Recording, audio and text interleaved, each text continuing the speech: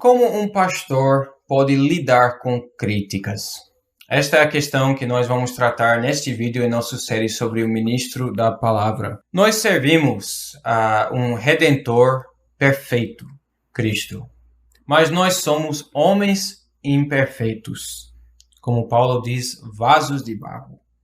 E ainda mais servimos igrejas imperfeitas. E uma das consequências disso é que nós passamos por críticas. Críticas justas por causa dos nossos defeitos e às vezes críticas injustas por causa dos defeitos dos outros. O pastor que se engana com a ilusão da sua própria grandeza, da sua própria perfeição, vai se arruinar no seu ministério. Não vai sobreviver, muito menos vai pastorear a igreja de Deus. O pastor tem que ser realista sobre si mesmo. Diz Paulo em Romanos 12, versículo 3, pela graça que me foi dada, digo a cada um dentre vós que não pense de si mesmo além do que convém. Antes pense com moderação, segundo a medida da fé que Deus repartiu a cada um. Então você, pastor, vai receber críticas. Isso faz parte. É uma dura realidade do ministério da palavra que você tem uma posição pública e, consequentemente, seus erros, seus defeitos, suas falhas também vão ser públicas. Como lidar com isso?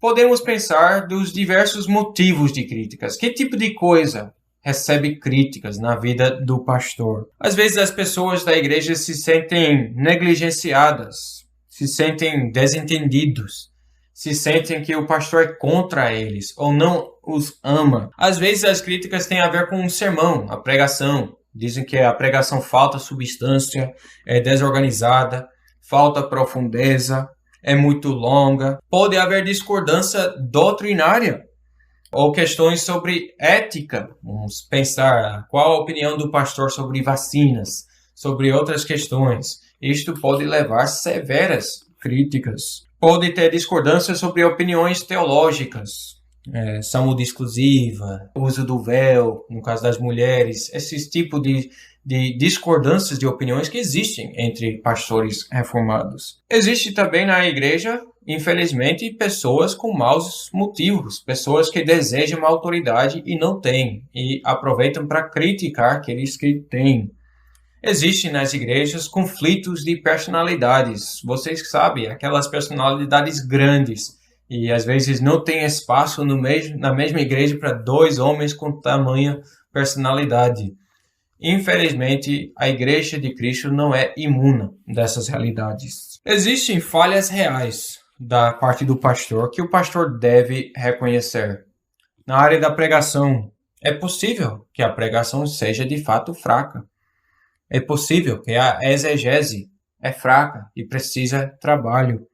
É possível que a pregação seja muito repetitiva ou muito prolixa, muito extensa. Pode ter também na área de pastoreamento realmente uma falta de amor. O pastor pode reconhecer isso em si mesmo. Não amo as ovelhas como eu deveria amar. Então as ovelhas não necessariamente são sem razão em se sentir desprezadas. Às vezes os pastores têm uma incapacidade de escutar. Como Tiago diz, devemos ser rápidos, prestes a escutar, a ouvir, e tardios a falar, tardios a se irar. E às vezes é o contrário. O pastor é rápido para falar, rápido para se irar, para se esquentar e não escuta bem. Então são falhas reais. Às vezes tem questões financeiras que levam críticas. As pessoas não gostam como o pastor gasta seu dinheiro, o carro que ele dirige, esse tipo de coisas. Às vezes, uma coisa totalmente inocente é mal percebido por algum membro e leva a crítica. Pode ter falhas reais na área de organização do pastor, o seu gestão de tempo, que leva a suspeitas por parte dos membros, que ele gasta muito tempo no Facebook, muito tempo investigando questões políticas, ou se envolvendo em controvérsias online, que pode levar a suspeitas e, às vezes, suspeitas justificadas, que o pastor não está gerenciando bem o seu tempo. Pode ter questões de preguiça. O pastor é preguiçoso, acorda muito tarde de manhã, gasta muito tempo assistindo vídeos ou fazendo outras coisas que não fazem parte do seu trabalho. Pode ter o caráter briguento, contencioso. Paulo fala sobre isso, Pedro fala sobre isso. Ele pode ser um homem dominador. Então, existem críticas legítimas contra o pastor. Favoritismo, acepção de pessoas. Tudo isso o pastor deve se examinar juntamente com os presbíteros quando recebe uma crítica. Ele não pode simplesmente descartar a crítica, dizer, não, tal pessoa não gosta de mim, por isso que me critica. Deve se examinar conforme Paulo diz, ter uma visão realista de si mesmo, porque ele é um pecador. Todos nós somos pecadores. Então, como lidar com tais críticas? Em primeiro lugar, a resposta do cristão, quando recebe crítica, deve ser de escutar. Escutar bem. Ver se não tem razão. Ver se não tem pelo menos um grão de verdade. A segunda resposta deve ser oração. Talvez você não está pronto para responder à crítica. Talvez você não está pronto a aceitar a crítica.